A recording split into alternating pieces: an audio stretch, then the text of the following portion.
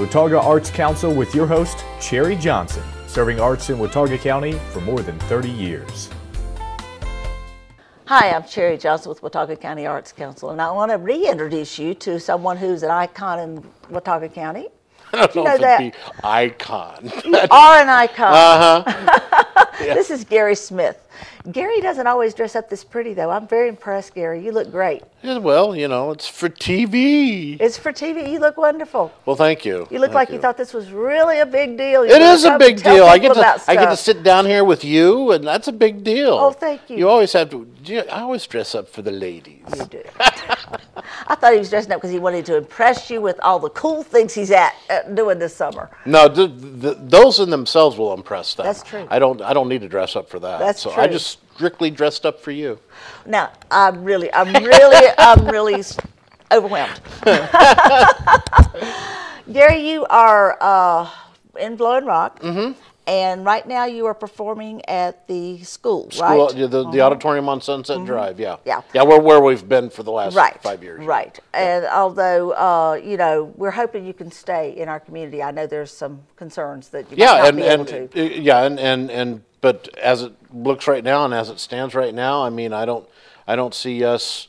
I mean, we want to stay in Blowing Rock too, and that's where we're going to be at least for the next few years. That's for sure. So good. And it's all a matter of trying to find ourselves a space and things like that. But until that point, we'll keep doing what we're doing and working how we work and put on shows for people when we can put on shows. That's wonderful. And you are kind of one of a kind in this region. Well, I always like to think so. Well, I wasn't just talking about Gary. I was talking about the theater. You're talking about Ensemble Stage. Yes. Oh, okay. The other thing. Right, yeah, okay, okay, that. So, but Ensemble Stage is unique because you're not a university or college-related theater. You're not basically a community theater. No. You know, you're something different. Describe Ensemble Stage's niche in this community. Well, you're right. It's unique in the sense that in the summertime we are professional theater.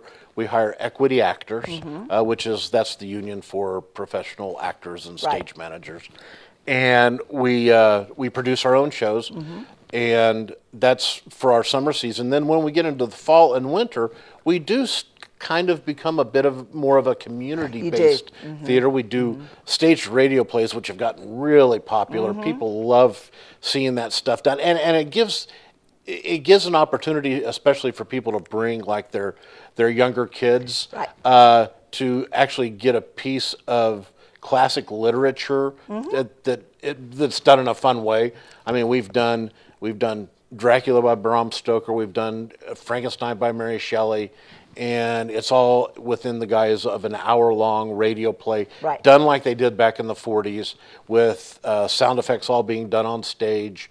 And so for people to see that and hear those sound effects being done, and it's always fun to see those things that are used for something else to give the sound of like the boat creaking. We have this great wooden basket that if you creak it, it sounds like the creaking of a boat.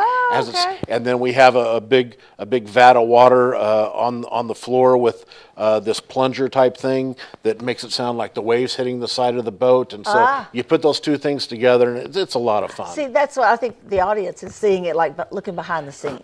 Yeah, exactly. Yeah. And so they're really enjoying that aspect because they don't get that opportunity too often.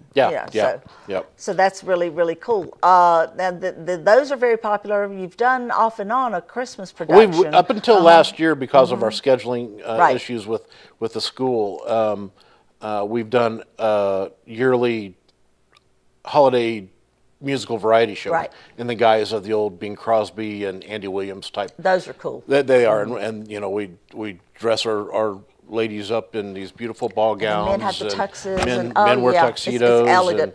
And choreography with their dancing and stuff like that. And And that show in itself is that's like an hour and 10 minutes long, but right. it's just a lot of fun and really fast-paced, and you get a lot in that. So hopefully we'll be able to do that again next year, or this coming year. But then in the summer, it's like a completely different thing. Yeah, in the summer, I'll tell you what, I mean, I love what we do, and anytime we do it, but it's just a whole different thing when we get into the summer, when we start doing our professional shows and bringing in professional actors, and people don't realize the quality of actors that we get in, and a lot of some of it has to do with where we're at, and some of it has to do with the relationships that Lisa Lamont, our managing director, and I have built up with actors over the course of the last 20 years or so. I was going to ask you, where do you get your actors? Yeah, I mean, obviously we still have auditions, and I have people come in and people audition,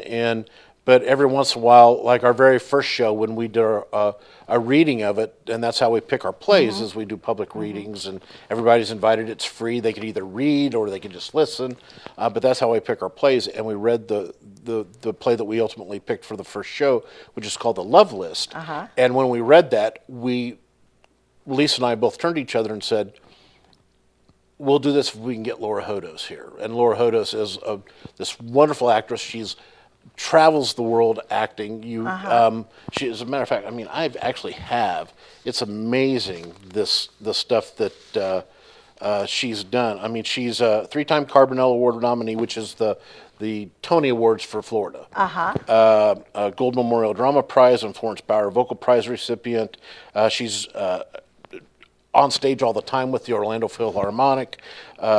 She's done shows in all over the United States, including Japan, like at the Aslo, the American, Caldwell Theater, Barter Theater here, not too far away, Seaside Music Theater, the historic El Portal Theater in Los Angeles, and Tokyo Disney.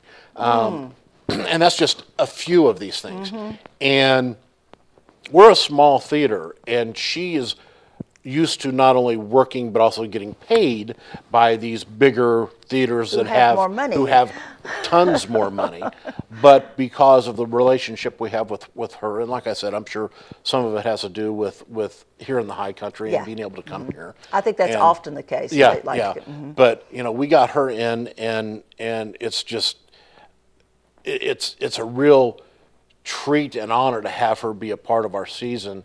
And it amps up everybody's game when we get people like that. And the great thing is we've got people like Laura in every one of our shows this summer. That's fantastic. Yeah, and so I'm really excited. It's been the first year. This is our 6th year of doing shows.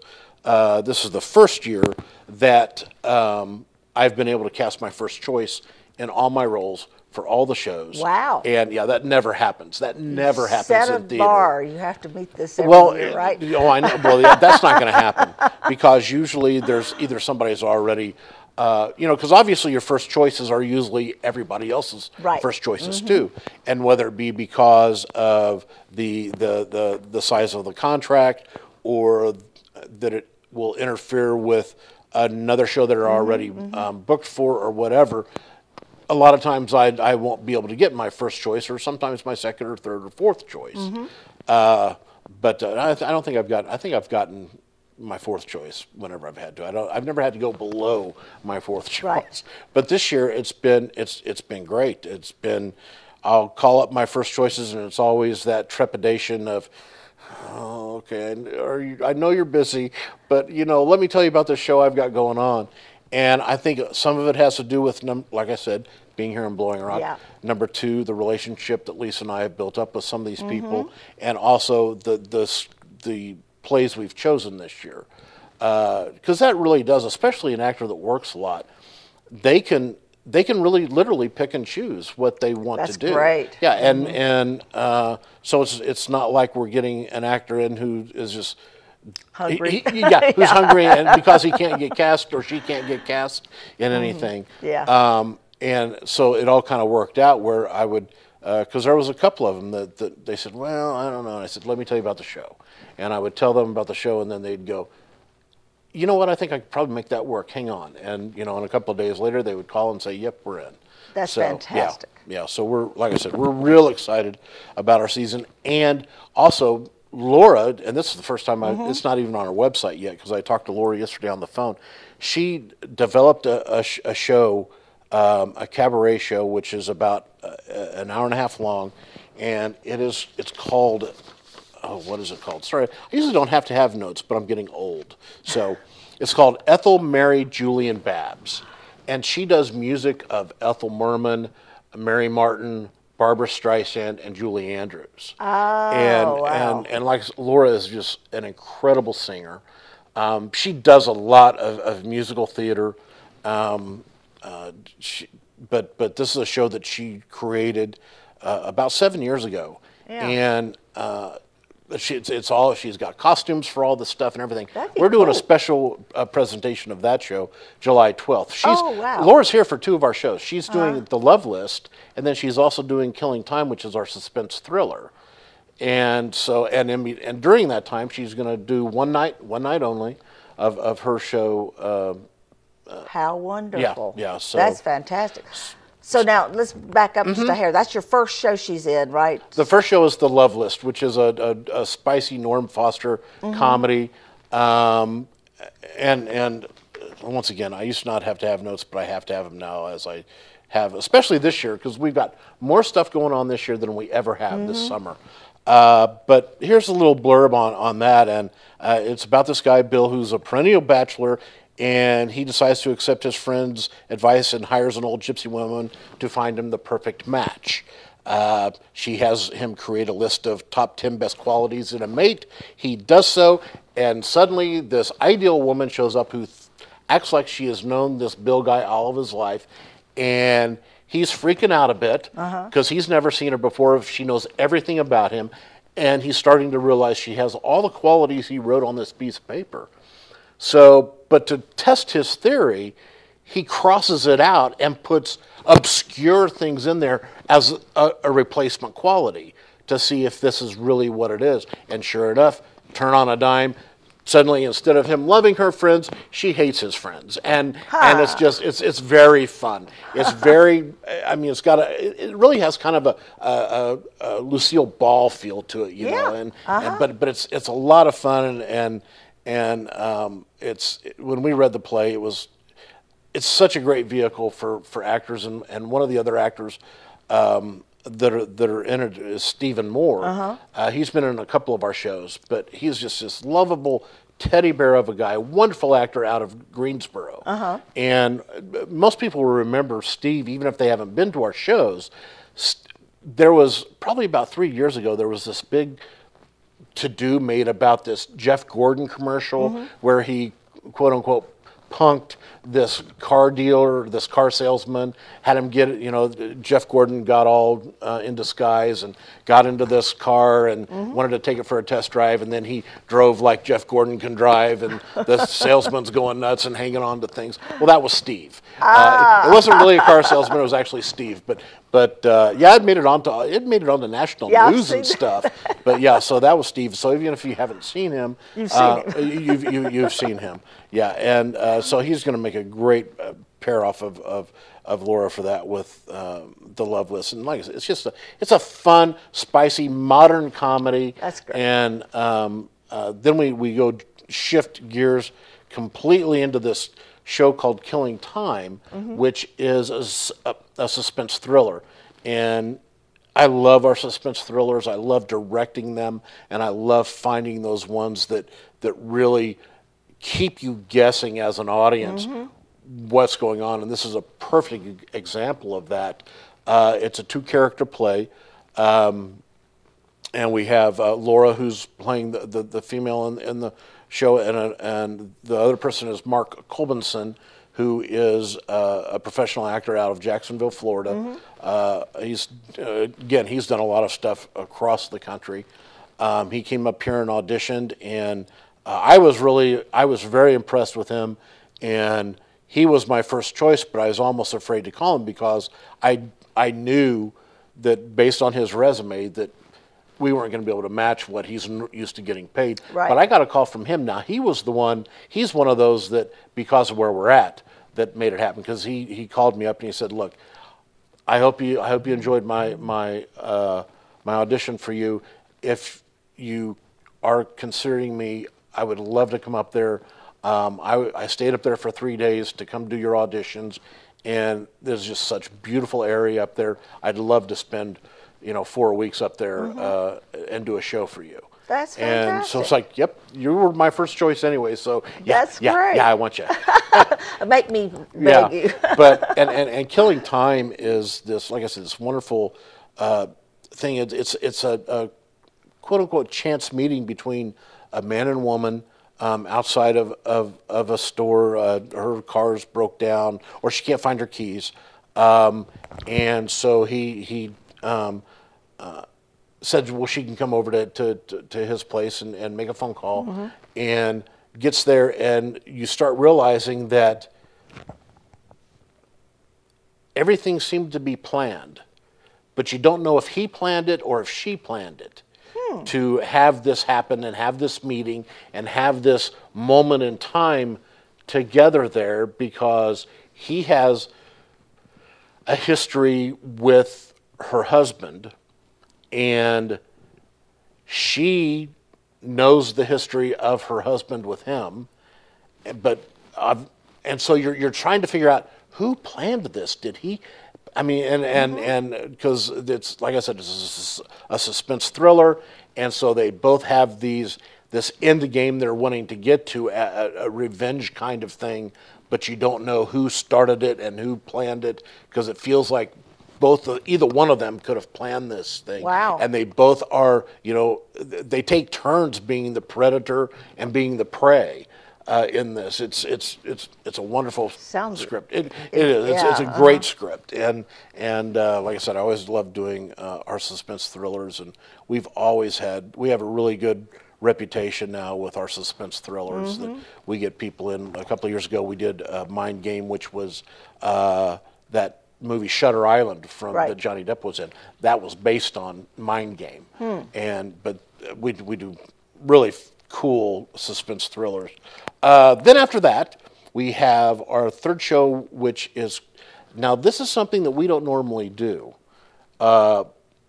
We're doing a Neil Simon, which is unusual for us. One of the things that our audience and our patrons have always liked, we have a lot of patrons that are snowbirds, and they go to the theater a lot down in Florida. And one of the things they've all said they like about our theater is that they can count on us not doing things that they've seen before. Right.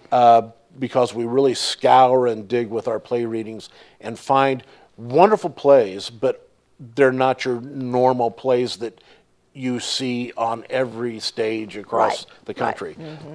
This is a Neil Simon, but it's one that isn't done quite as often, and I don't know why, because actually it's one of my favorite, and it's called I Ought to Be in Pictures. So it's this very heartwarming comedy about this father who has gone off to Hollywood to become a screenwriter, basically abandoning his wife and daughter back in Pennsylvania, and the daughter, as she grows up, decides that she wants to reconnect with him, and she knows, because he's so focused on the screenwriting thing, she wants to be in pictures. She wants to be in the movies, and that's her in to get in. And of course there's conflict, and if the thing about Neil Simon is a lot of his stuff is very much like each other, right? But it works as a formula, and so if you like Neil Simon, you'll love this, like because it's very much it's very you can sense it's Neil Simon, right? He's got a rhythm to his words too, and it still has all of that, and like I said, it's a very heartwarming little comedy. And then our fourth show, which is, I'll tell you what, if this show isn't done at every theater across the country in the next few years, they're crazy. It's Ears on a Beetle. And this is, love the sound. Ears on a Beetle. But what's great about it is it's a fact-based show. Back in 1972, it was going to be the first election year for 18-year-olds. Richard Nixon was freaked out about the fact that 18-year-olds were going to be able to vote, and they might vote him out of office because of different young influences across the country. And him and J. Edgar Hoover decided that the biggest influence on that age group at that time was John Lennon. So they, and this, like I said, this is a true story. They started conducting surveillance on John Lennon. They infiltrated John Lennon's camp, you know, as it were, to try and dig up information that would be strong enough to have John Lennon deported before the election for 1972. Well, and the obvious premise is that they knew John Lennon did not appreciate. Oh yeah, exactly. Yeah. Exactly. But it's also got, when you read through it, it's funny now because you sit there and you go, how ridiculous was that? But it follows two FBI agents. One is an older agent who's kind of been around the block. The other one is this younger guy who they had brought in straight fresh out of the academy because he was young enough and had that look that he could probably get into John Lennon's camp. And it follows their relationship throughout the course of this. And like I said, it's very interesting. It's very fact-based. It's also a bit frightening. It is. It is. You know? And it kind of, I mean, it really, a lot of the stuff in the play that's set in 1972 really kind of rings true with what's going on now, too. Exactly. Yeah. It kind of makes you wonder what else is going on that we don't know about. You know? Yeah, exactly, yeah. But those are our 4 professional plays that we've got going on our main stage. And this is something that I'm very proud of. And, you know, if you don't come see any other show, this next show I'm going to talk about is what people need to come see. And we've already started rehearsal for it. It's And a Child Shall Lead. And that is a true story based on 8 children in Terezin concentration camp during World War II. Yeah. And when I cast that, like I said, we're already in rehearsals because the whole show it's just got 8 kids in it. It has no adults. Wow. But it's certainly not a kids' show. And the youngest character in the play is 6 years old. Wow. The oldest is 17 of these 8 kids. And when I cast that, I not only had to cast the kids, but I also had to cast the parents because I needed the parents needed to understand that the kids that I cast were going to have to know the real story. The real story of what happened. Yeah. And they're going to have to see pictures. They're going to have to see film. So they can understand where their characters are coming from. Wow. And do their characters an honor and justice in presenting the story. And Terezin was a very unique kind of place. It was where the Nazis used as their propaganda place. They called it the Nazis called it they said they gave this town to the Jews. That Terezin is a town and they have their own mayor and it gives them a nice quiet place to live out the years of the war and not be bothered by it. And everybody's happy, and they would bring the Red Cross in to tour, and it was all a front. Whenever they bring in the Red Cross, they would have a mayor who was a Jew, and his chauffeur was an SS officer. And so, you know, if you wanted to live, you did what they told them, or what they told you to do. And they would bring in these merry-go-rounds on those days of the circus, or that the Nazis would, or the Red Cross would come in, and they would pick out the certain kids, and they had their own little core group of the Jews that they fed well, that they clothed well, and anytime the Red Cross came, everybody else was you know, held in their barracks at gunpoint and not allowed to come out, and only this certain group who had the actors. Yeah, basically, yeah. And I mean, they're acting for their life too. Yeah, exactly. And this is kind of the story of 8 kids who weren't those actors. and they see their teacher get killed because she's coming to teach them. They're still trying to hold school, even though the Nazis didn't want them to do it. But a lady was secretly teaching them. Well, the Nazis found out about it, and on her way to come teach the kids, they machine gunned her. And the kids decided, you know what, we're still going to have school. We're going to honor her. We're going to have school. I know about science. I'll teach science. You know about art. You teach art. And so these kids made themselves be kids and have school. They made themselves be kids by, they would play hide and go seek. They also, but the great thing about it is that these kids, they created, and once again, this is a true story. They created an underground newspaper, and these are young kids. Wow. They created an underground newspaper for Terezin called Videm, and it was called the Videm Report. And whether anybody saw it or not, they did this, and so future generations would know what really happened there. Wow. And this Videm report had, it gave the information about how they were really being treated, and not only them as the kids, but as the other people who were there. And Terezin was a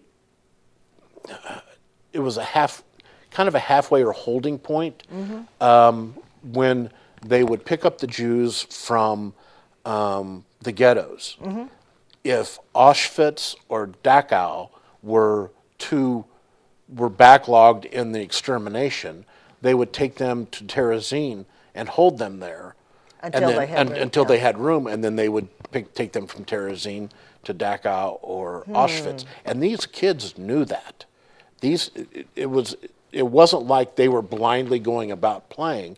Every time that train whistle blew, they just froze in their tracks. Wow. And then they would look at the Nazis would put up a list of who was to be on the train. And like I said, it's a show that only has kids in it, but it certainly isn't a kids show. Jeez. And in the end, only one of these kids in this show survives. Wow. And so it's the 70th anniversary of the liberation of the concentration camps. And we're reaching that point in our history, in the world's history, that the people who actually experience that are getting fewer and fewer. Right. And we have to keep that story up front. Right. It can't be brushed aside as ancient history. And so it's something that I am extremely proud of. And these kids that we're doing, I mean, if you'd like us on Facebook, I usually put little reports up there about how rehearsals are going and things like that with the kids. I put up the Mike Helms, who is our set designer, not only for that show, but he's also designing all of our summer shows. And you've probably, anybody up here has seen his work if they've seen an ASU show, those wonderful sets that they have at Farthing, and at Farthing. No, not Farthing anymore. No, I'm sorry. What's Valborg? Valborg. If you've seen those wonderful sets at Valborg, he designs those sets for them usually, but he's our set designer. But like I said, I've got his rendering of this set on there, and it's wonderfully stark, and when you think of it in terms of, I mean, it looks like two little barracks areas, and then in the background you've got this wall with barbed wire, and I mean, you feel like you're in this camp. And but anyways, we've got I update people with how that's going, and we needed to start rehearsal on that very early because of the age of the kids. So that means they're local kids. Oh yeah. But they all just don't go to one school. Right. And really there is a lot of talent out there, and the biggest thing for me with those kids was making them understand that, I mean, this is a show that none of them have ever, quite a few of them have done theater before, but it's never been this kind of theater. Intense. Yeah. And real and true and honest. And to get them away from playing and acting on that stage and just being in that moment and understanding and really feeling the emotions that these kids are portraying felt. You know, they're portraying real people. Real people that died, and those people deserve the respect and honor to be justly done. And we have fun in rehearsals, we do, but the kids really have gotten good about on break. They let all their, they have fun, and we have to take breaks because the subject matter and the script itself. If we just kept going and going and going and pushing these kids to that point, which I do in rehearsals, but if we don't have those little breaks, they would just be curled up in a ball in a corner. I mean, that's how intense this story is. But these kids are doing a great job of honoring these people who they're portraying. And like I said, if you see nothing else, come see this because it's going to be one heck of a show. Wow.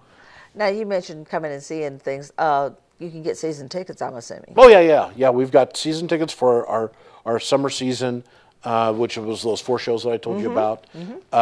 And I'm telling you what, you cannot beat that deal.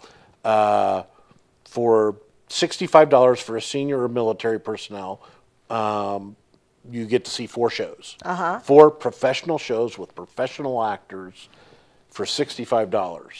And if you're not a senior or if you're not a senior or military, it's $73 for an adult. For 4 shows. For 4 shows. Yeah. You can't beat that. That's right. Individual tickets for each one of these shows also. $21 for adults, $19 for seniors and military. Some of the shows that we have kids tickets for, it's $11 for kids.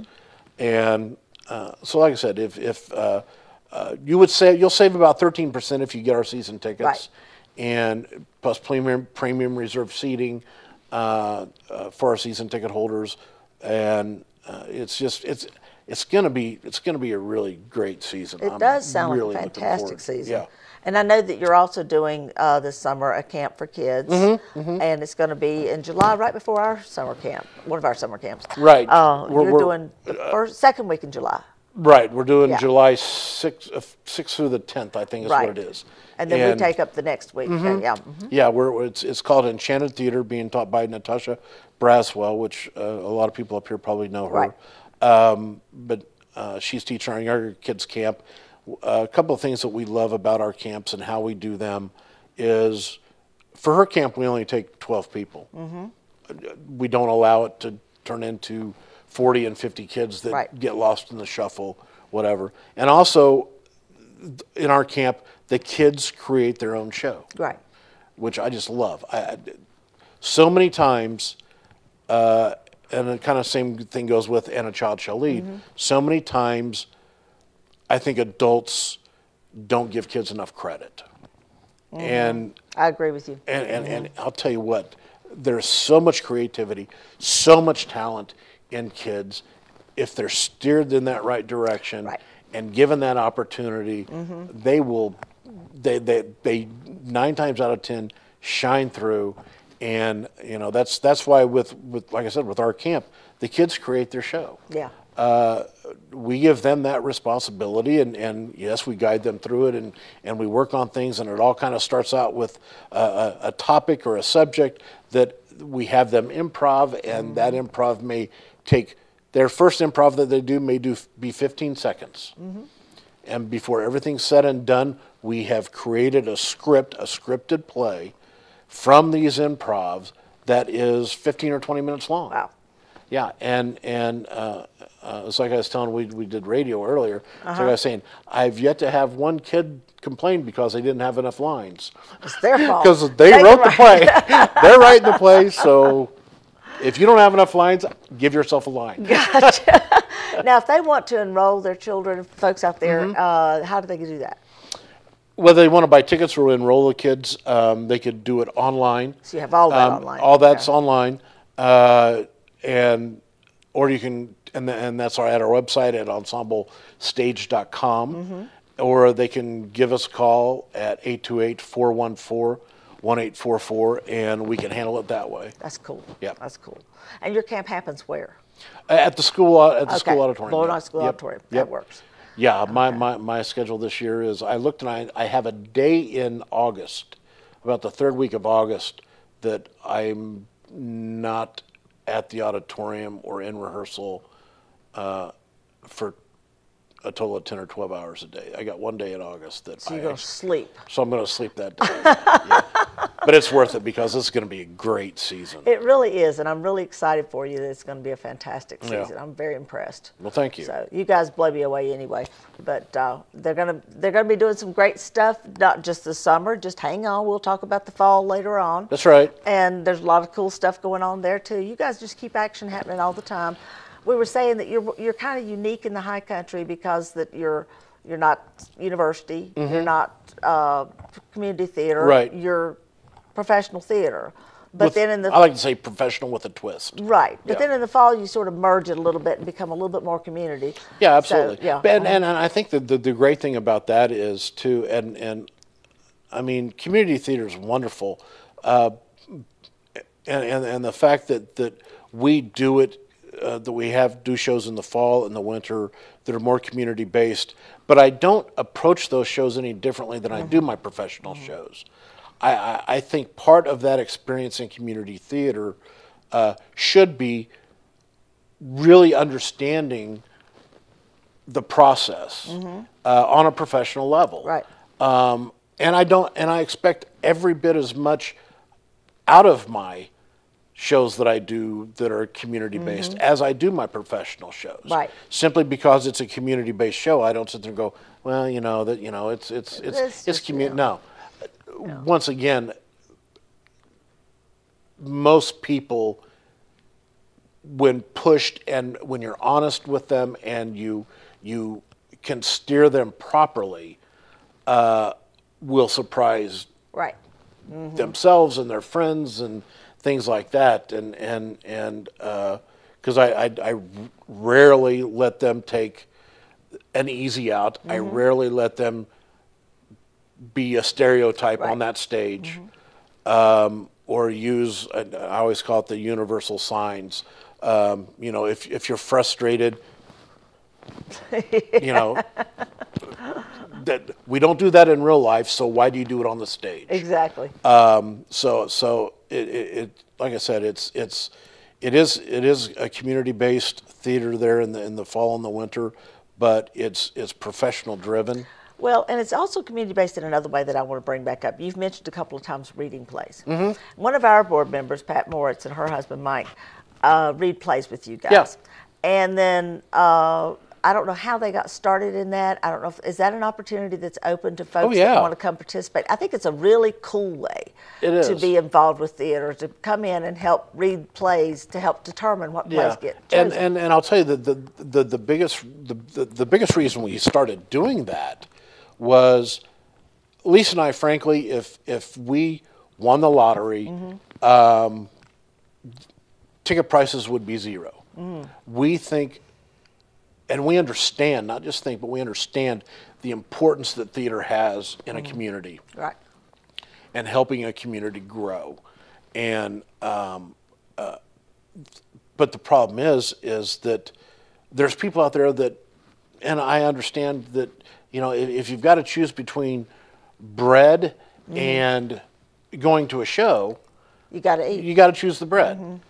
But so we started this play reading thing as a way to, if you don't have any money, you could still be a part of the theater process. You could still do things, and that's why we do our play readings usually about once, sometimes twice a week. And this is a dramatic reading. It's where that you're reading the parts. Yeah, well, yeah. I wouldn't call it a dramatic reading. That's true. But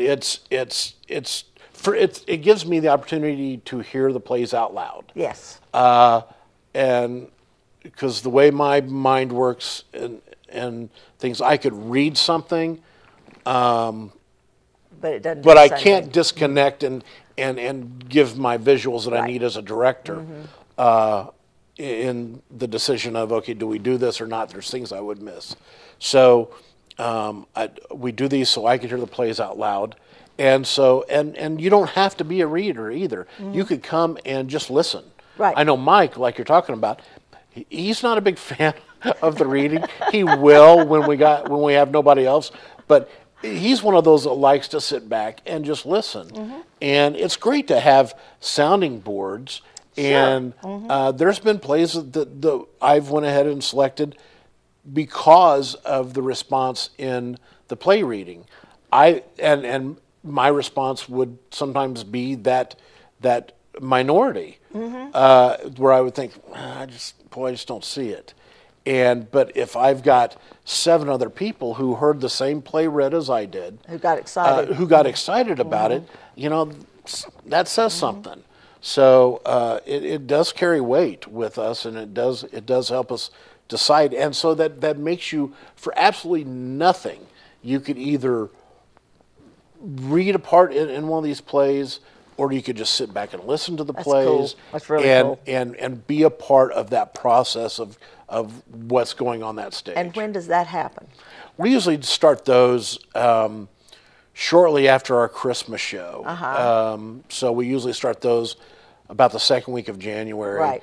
And we go through usually about the middle of March. Hopefully we've been able to go through enough plays and find them by the middle of March that we can go ahead and announce our season and that kind of stuff. But we probably go through, in that amount of time, we go through between 30 and 50 plays. Wow. I mean, it takes that many to find, of course, to find the good ones. And then you and Lisa have already filtered through to get those. Exactly. Yeah, I mean, and that doesn't even count with what me and Lisa do. And our parameters based on our budgets and our stage also eliminate some shows. Absolutely. Because we certainly can't afford to do. We're very, very aware of our budget. Right. And which I think is a thing that a lot of theaters seem to disregard. That a lot of theaters have had the tendency to, this is our budget, and we're going to spend that money. The way Lisa and I look at it is, this is our budget, but your budget is based on what you anticipate donations and things like that will be. If that changes, or if that's less than then you need to adjust your budget. Right. I mean, I'm real proud of the fact that, we're a professional theater up here in a small market that started at the height of the recession in 2009, and we have never been in the red. We've always been in the black, and especially when you consider the fact that, our ticket prices aren't outrageous, but we adjust our budgets so we can stay. To match what you have coming in. Exactly. And theater. How logical is that? Yeah, and theater, and the great thing about theater is it doesn't have to be fancy. Right. And sometimes I think theaters give too much to an audience. Right. It's that ability to also use your imagination. You can give them a sense of where they're at and what they're doing and where they're going. But you don't have to put everything out on the plate. Because that's part of the acting. Exactly. Yeah. I mean, if you've got good actors, and even if you've got a representational set, there's nothing wrong with that audience. Wow. Seeing that in their minds, their imagination. That's cool. We try as best we can also to make it environmental. If we're doing a play that's set in an Italian home and Mama's cooking pasta, we try to make it to where you can smell that garlic. I was going to say, you got somebody cooking backstage. We do. Oh, that's wild. And so it really is. That's neat. It's a neat experience. That's neat. we're real excited about. So to recap some of the opportunities for folks, besides the obvious of you want to buy a season ticket and you want to be at all these productions, right? They also can get involved in reading the plays. They also can get involved in the fall seasons when that happens. Right. You know, there's ways for that. Right. They can volunteer with you, I'm sure. Oh yeah, yeah. We always have the need for ushers or to help strike a set, that kind of stuff, and also donate. And absolutely they can. Absolutely. Let's not pass that one up. Yeah, but also, you know, we do hire, even for our professional shows. We've hired some local people that gave very good auditions and kind of had that fit that mold. But so don't hesitate to come on audition. The big thing to remember though is it is professional theater, and most people that are in the community and come on audition have jobs. Right. Well, their job's not going to let them take off 8 hours a day, 5 days a week to come to rehearsal because that's what you would be doing. Yeah. It is a job, and so you have to be aware of what you're walking into. It's not a pastime and not a hobby. It's a job. Yeah. So. Oh, and we left off one other way people get involved, and that's their children in the summer camp. Yes. Yep. Kids in the summer camp too. So much going on with you guys. I'm telling you. Yeah. Yep. Well, we're excited that you're in the community. We're excited you're going to be in there in the community for a good while. That's important. We didn't want to lose you, and we're so delighted that's. We're excited about that too. Yeah. And so I'll be bringing Gary back. We'll have more things that are going on as things happen. You're going to have to wear a tie. Right. Okay. Yeah, we're going to see what his tie wardrobe looks like. So, great. Well, we'll have to do the, you know, he got teased this morning for looking like Alfred Hitchcock. So we're going to have to come up with another character that you can be next time. Oh, by the time I get here, I'll probably have lost 20 pounds because of the work I do. I gained 20 or 30 over the winter. Sitting around reading plays. Sitting around reading plays, and then I'm building sets and stuff like that, so yeah. Okay, you want to go to ensemblestage.com. Ensemblestage.com, or like I said, call us at 828-414-1844. And if you want to learn more about what the Arts Council is doing, check watauga-arts.org. And thank you for joining us. Watauga Arts Council with your host, Cherry Johnson, serving arts in Watauga County for more than 30 years.